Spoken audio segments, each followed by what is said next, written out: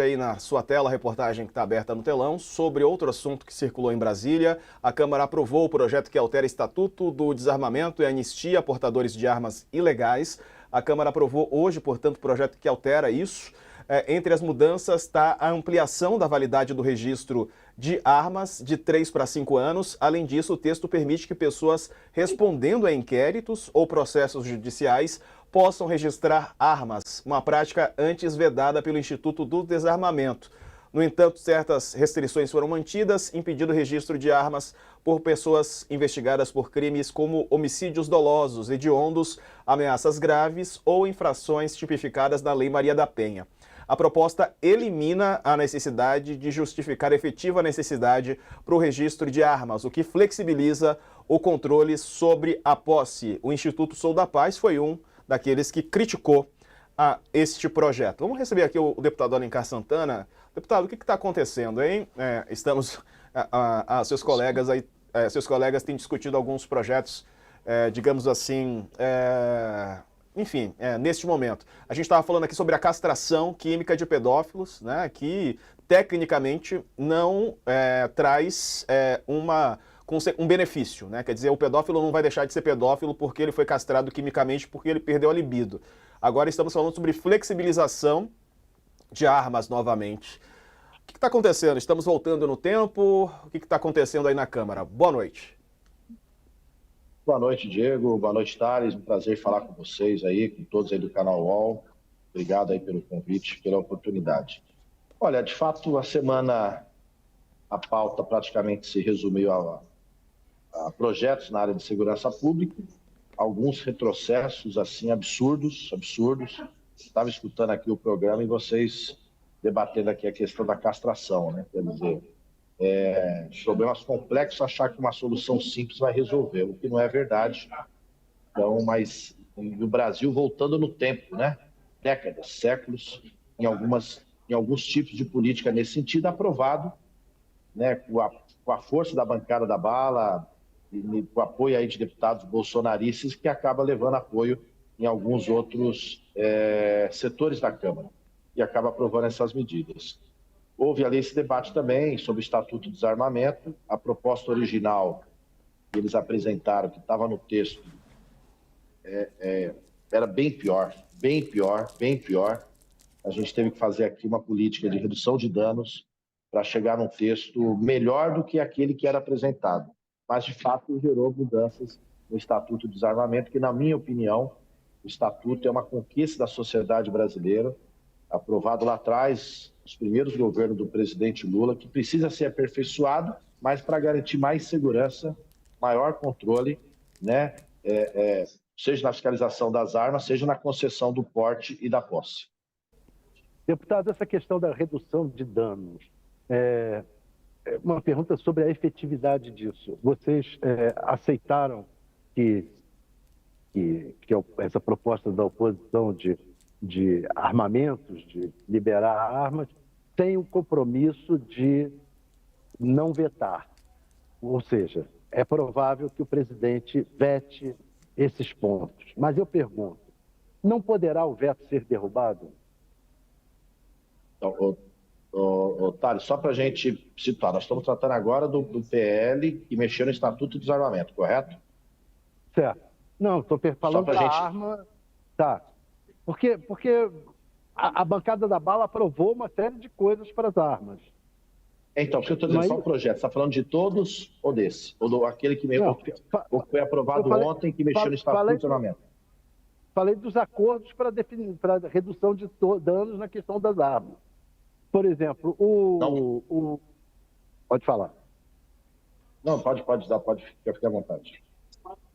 Por exemplo, não tem só essa questão da liberação para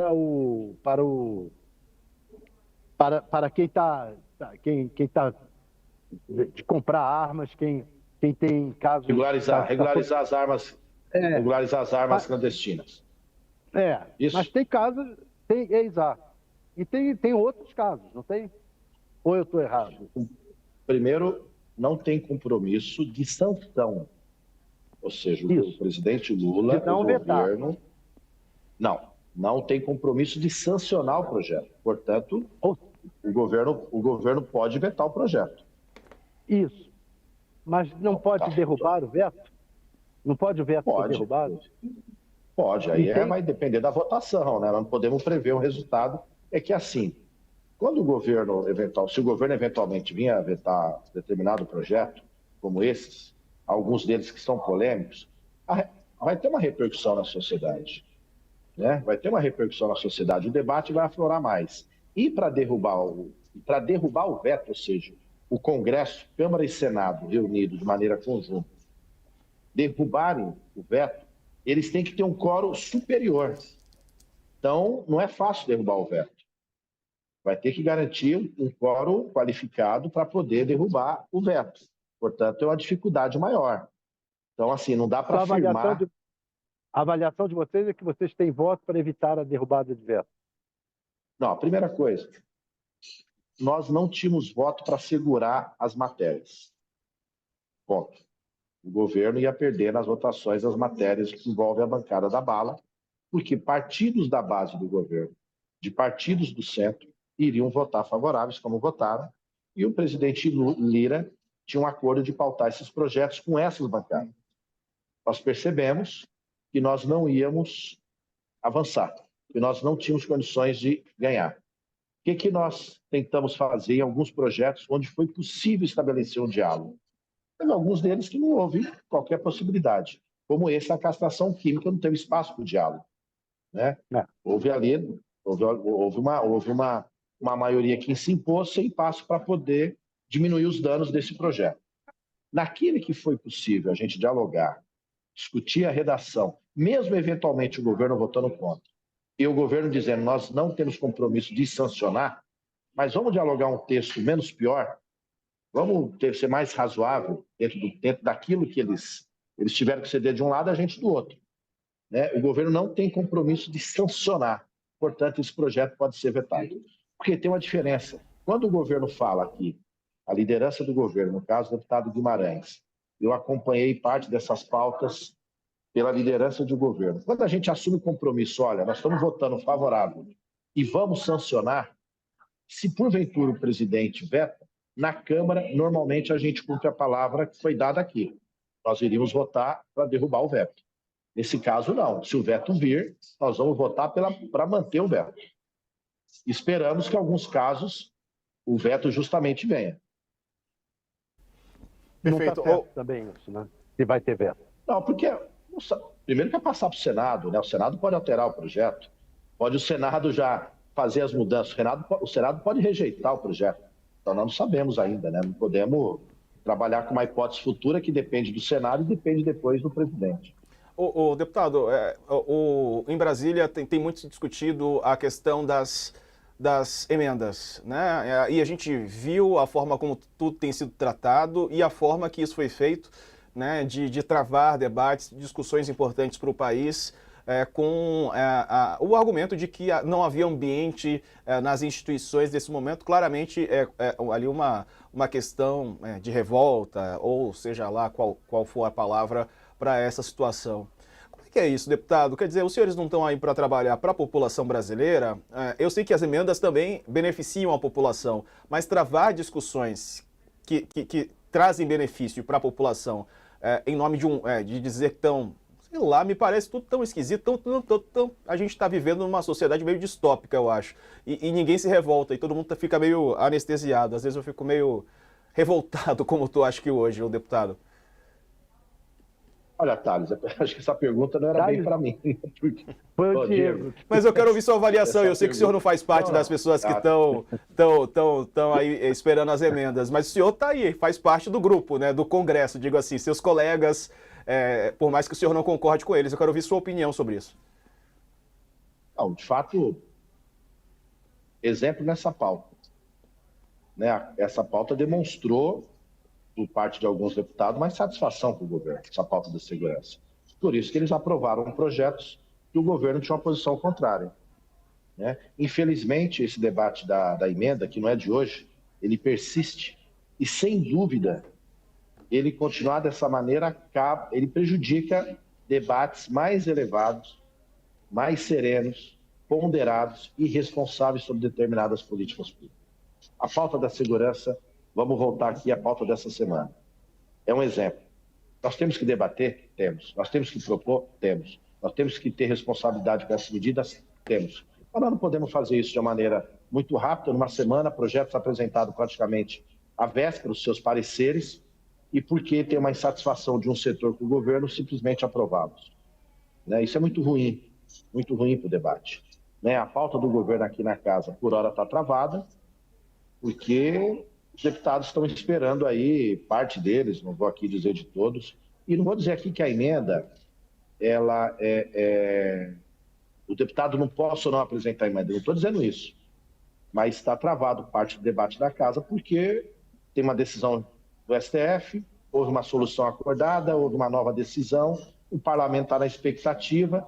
Deputado, o que o Supremo agora quer é transparência, assim, o mínimo de transparência, né? Saber para onde vai o dinheiro, o que o dinheiro está sendo usado e assumir aquilo que toda a sociedade está pagando, né? Quer dizer, que é dentro do limite do que o Caixa dispõe, né? Me parece que assim é o mínimo do mínimo que está sendo exigido e nem isso o Congresso quer ajudar, a oposição, o Centrão, sei lá, querem ajudar.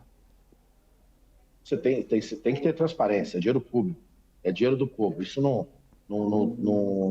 de nossa parte, essa é a nossa posição e a posição do governo. Né? O que eu estou dizendo é um fato que tem deputados chateados com essas questões, com a situação do travamento, né, das emendas, e aí a pauta do governo não tem avançado aqui na casa. Lógico que isso prejudica o debate, porque ele acaba sendo feito em algumas situações, olha, não vou votar com o governo porque a emenda está travada. Ora, mas eu estou tratando de um outro tema, né, de uma política pública para a sociedade, de uma política pública que envolve a economia, que envolve direitos, que envolve a segurança pública, como na pauta dessa semana, e aí eu estou dando um voto chateado por uma outra razão, que é péssimo, sem dúvida alguma é péssimo. Agora, nós temos que solucionar esse problema das emendas. Ele não pode voltar esse tema vir constantemente e contaminar o debate público. Aí é péssimo.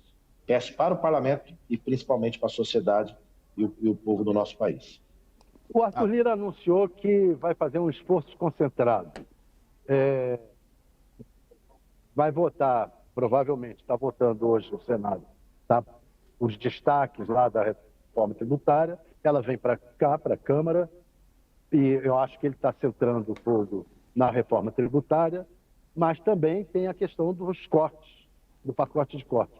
O senhor falou que a pauta está travada. Destravou? Esse anúncio de esforço concentrado significa que destravou a pauta? Não digo que destravou, mas vai destravar. Vai destravar. Tem que destravar. Não, porque tem diálogo, tem esforço sendo feito para resolver esse problema, para que a gente possa seguir o curso normal aqui na casa do debate e na votação das matérias. Né? Não dá para a gente ter o parlamento, diria, obstruído por um problema ou outro e a gente não avançar naquilo que é... Nós não votamos LDO, nós não votamos orçamento para o ano que vem. Isso é grave. O PT vai votar contra o governo na questão do benefício de prestação continuada, BPC, em alguns pontos do projeto, né? O PT está trabalhando para alterar o projeto em alguns pontos, inclusive no BPC. Na questão da renda familiar, né, isso nós estamos tratando, no conceito de família, estamos tratando no sentido de não restringir, né, o conceito de família para que mais pessoas possam receber, a questão do conceito da pessoa com deficiência, que não haja nenhum retrocesso nesse sentido e mais pessoas possam garantir o seu direito. Então, nós estamos trabalhando para alterar, né, e não permitir que haja retrocessos numa política pública que nós apoiamos, defendemos. Nosso governo é referência nisso, de justamente garantir direitos sociais. Tá certo. Deputado, deixa eu encerrar te perguntando como então fazer, porque assim, o discurso do justiçamento, do tiro, porrada e bomba, ele é muito convincente. Né? A gente sabe que os direitos humanos são importantes, são fundamentais, eu aqui sou defensor dos direitos humanos, mas esse discurso, e a gente sabe que, assim, efetivamente também a segurança pública tem aumentado, e aí em governos de esquerda, de direita, lá na Bahia, aqui em São Paulo, enfim, está aumentando no Brasil todo. Como moldar esse discurso, né, trazendo argumentos mais convincentes para a população? É claro, tem que defender direitos humanos, tem que defender programas sociais, tem que defender a redução da desigualdade social, mas trazendo também outras medidas, digamos assim. Não sei como é que isso pode ser comunicado de uma maneira diferente. Por exemplo, a gente estava falando aqui sobre a castração, aí a pessoa chama de defensor de pedófilo, defensor de estuprador, como se as questões fossem muito simples, né? Porque é vendida uma saída simples que não existe para a população. É aquilo que eu falei no início. Então, soluções simples não resolverão problemas complexos. O problema da segurança é um problema complexo. Lógico, é grave o problema hoje. Não dá para a gente fingir que não existe. Não dá para fingir que não existe. O governo federal não tem a responsabilidade direta da segurança pública, que está a cargo dos governadores através da Polícia Militar, da Polícia Civil e nas prefeituras através das guardas municipais. Porém, o governo quer colaborar.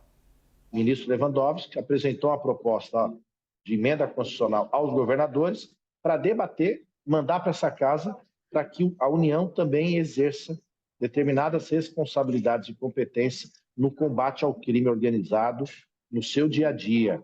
Ou seja, para a gente também desorganizar, identificar, punir essas organizações criminosas, o tráfico de drogas, de armas e outros, que infelizmente impactam na vida das pessoas. Agora, também não dá para a gente concordar com a política da morte que determinadas polícias estão cometendo. No estado de São Paulo é um exemplo muito claro. Segurança pública não significa matar gente pobre. Segurança pública não significa matar a juventude negra. Segurança pública não significa matar um jovem na frente da sua mãe. Segurança pública não é jogar alguém pela ponte. Uma pessoa indefesa que está ali sob a custódia de um policial militar e esse policial jogar essa pessoa pela ponte, descartando aquela pessoa, ou matar uma criança como o Rian. Então, isso não é segurança pública, isso é extermínio. Isso também é uma política do passado que o Brasil não quer voltar. Por isso que o governador Tarcísio tem responsabilidade e muito nessa conduta, ou seja, da polícia que mata, da polícia que elimina, mas que não garante a segurança no dia a dia. Porque o número de roubos aumenta, o número de homicídios aumenta, de latrocínio aumenta, de feminicídio aumenta, de furto de celulares, de roubo de celulares e outros que assusta, por exemplo, a população de São Paulo.